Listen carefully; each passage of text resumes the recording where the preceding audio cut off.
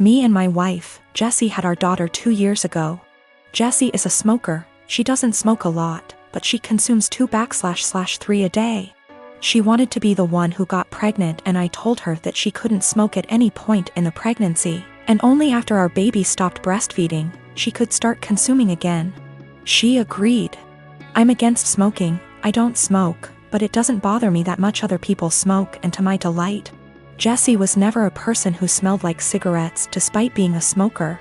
The reason I'm against it's that my father died of lung cancer, and guess what? He smoked. When our daughter was born, I managed to stay at home for 1 year and 3 months because it hit the pandemic and home office. So we could both take care of it. Jessie also took advantage of the home office, same company, I'm in a higher position. When our company asked for employees to come back from the home office, we decided that we didn't want to put her in childcare yet, and we decided together that I would come back, and she would quit to stay at home all the time. Currently, we have a fair division of tasks at home. When I get home from work, I take care of our daughter so she can rest, and 2 days a week, part-time. I work at home so as not to overload. I know she stays overwhelmed, but I try to help. Recently, our daughter weaned, and Jessie came to talk to me that she wanted to finally start smoking again. I said that I wouldn't pay for them, but I pay for everything. I even proposed to rearrange my schedule in case she wanted to do some freelancer. She's also a designer. But I wouldn't give her the money. THR cigarettes are my limit. She was annoyed, saying that we agreed on her being SOM and that I would provide financially for the family, including her expenses, and I am going behind our agreed. I never paid back / would pay for a cigarette of hers, and she has known this for years. She's still mad at me, saying I'm using being the breadwinner to not let her smoke and forcing her to look for another way to earn money to buy something she wants. I don't know if I'm wrong, but cigarettes are a choice and a bad addiction. I don't feel comfortable paying for it. Given my family history, I always made it very clear that I would never pay for a cigarette. When we made the decision for her to be SOM, I told her I wouldn't feel right paying for her cigarette, and she reassured me that it was something I wouldn't have to worry about. She does freelance to make some purchases she wants. There are months when we are tighter and we can't do some shopping, so she does freelancing. It's rare, but it happens, and on those days, our daughter stays with me even if it's at my service. I never limited any of her purchases, ever, if not because of tight money. For more extravagant purchases of hers that I can't afford, she freelances and buys. So I suggested she do one a month that covers her entire cigarette stash, and I would help by staying with our daughter. She is not entirely financially dependent on me. When she wants to buy something that I can't afford with our money, she makes a design request. I got pregnant with my daughter, Emma, at 18. I lived at home and was going to college and working. When I got pregnant, my parents kicked me out and I had to move in with my ex. I dropped out of school and quit my job to take care of Emma because my ex told me he would support me. When I was 22, he was 24, he graduated law school. He told me I had to move out because he wanted to find a wife. My parents had forgiven me, so I moved in with them. We didn't have a court order, but we split custody pretty much 25/75 with me having more time. When Emma was 6, he married his now wife. She couldn't have any more kids and wanted Emma and her daughter to be sisters. Over the next 3 years, Emma spent less and less time with me. She'd throw a fit if I tried to pick her up. They gave her things I couldn't. When she was 8, she told me she hated me. I never blamed her for the lies her father put in her head, because even though I lived at home, I was in college and working and did my best to provide for her, but obviously they could do more. They took me to court when she was 10, and surprise, the lawyer and his doctor wife with their $1 million home beat me in court. They painted me out to be this horrible parent, and Emma backed them up. They got primary custody and I got visitation. But Emma refused to see me. I gave her money and gifts, but she didn't want me in her life. When I was 30, I met my husband. He is the most amazing man I have ever met. He's seen me struggle with this and been very supportive. He has a daughter Emma's age and a son who is 5 years younger. They lost their mom and were very welcoming and loving. They treated me like their mom. Emma made zero efforts to get to know my husband and stepkids. Emma and stepdaughter just graduated high school this past May. And my parents also recently passed and gave me their estate since I am an only child. I have decided to pay for my stepdaughter's entire college tuition and buy her a car, pay for an apartment. Emma contacted me a week ago and told me she missed me and wanted to see me. This shocked me seeing as we haven't talked in a year. We met up and she told me she heard my parents died and asked if she could have some money to pay for college. I was shocked and said, "Well, what about your dad and his wife?" She said, "My mom and dad want me to pay for this on my own to teach me responsibility, and I believe I am entitled to money. Seeing as you ruined my life, I was very hurt and told her, after years of ignoring me and telling me I am not your mother, you demand money from me. I am not your wallet. My husband is telling me what I did was right, but my ex is telling me I'm a piece of shit and I owe this to her. My stepdaughter feels bad and offered her college money because my daughter and her friends have been harassing her." I said, "Absolutely not, that is your money. My partner and I have been in a relationship for 5 years, living together for 4. Recently my partner came home having had a short meeting with a financial advisor and was really eager to talk about our financial future, WRT savings goals, life plans, timelines for saving up a deposit for a house, etc. This is a conversation I've been trying to have for years with him, so you'd think great, right?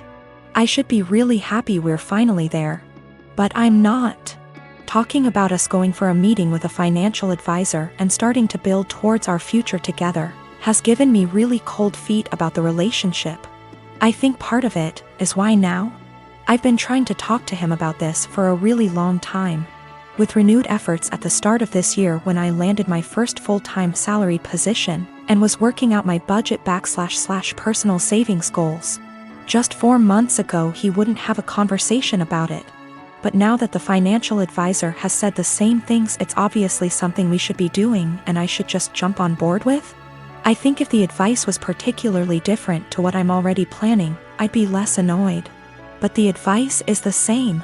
There's a certain type of savings account you can start in the UK specifically for saving up for a house. And I've been talking about planning to open one once I'm full-time employed for literally 3 years. And he brought it up like this new, novel idea I'd never heard of. It makes me wonder if he's ever listened to anything I've ever said. He's always been more frightened of commitment / taking the next step. And I've driven that for the majority of our relationship. Become official / exclusive? I pushed for it. Move in together? I pushed for it. Start a joint account for household costs? Me move into a bigger place and buy our own furniture? My call. And every step of the way he's against it, and I have to convince him why it's the right decision. I've tried to have this financial future talk for a long time, and also the talk about mapping out what our future plans are together. But he's never wanted to have it. I guess I feel a lot of resentment that he's finally ready to talk about this because someone else has told him it's a good idea.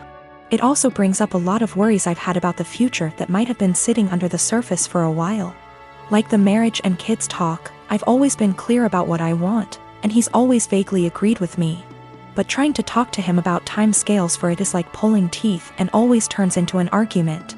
It's not like I'm saying you have to propose now or I'm leaving or anything. It's literally just stuff like, ideally I'd like to be thinking about engagement and buying a house by 28, and married looking to have kids by 30. So he's literally got like half a decade. But we can't have that conversation because he shuts down / gets annoyed / feels pressured. And I have no idea what he wants from the future because he won't tell me. There's a lot of resentment in this post, and I feel the need to clarify that I love him. He's my best friend and our day-to-day life is a dream. But I always feel like I'm dragging him into a future he doesn't want.